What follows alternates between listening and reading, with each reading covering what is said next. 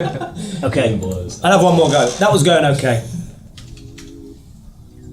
So often we hear tour players going into the final round of competition say the phrase, "I'm just going to focus on the process." But what does that mean, and why does it help them?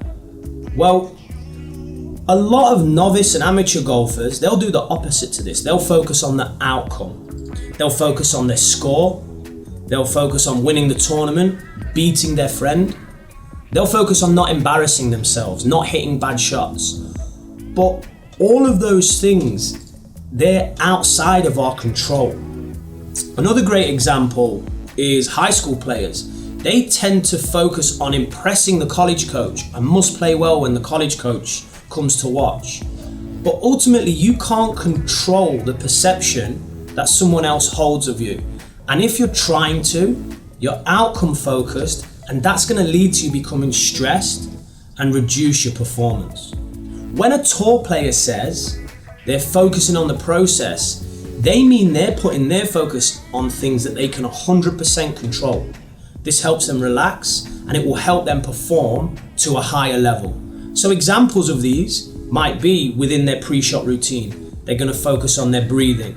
They're going to focus on picking a small target in the distance. They're going to focus on the tempo of their golf swing. In between shots, they might focus on the speed of their walk, listening to their feet on the floor, engaging with their caddy.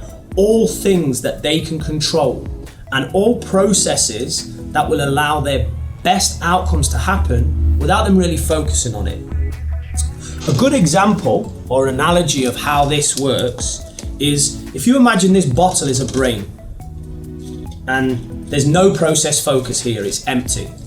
The internal and external pressures that come along with golf and sporting performance start to strike and apply pressure, and eventually it's going to crush your mental game.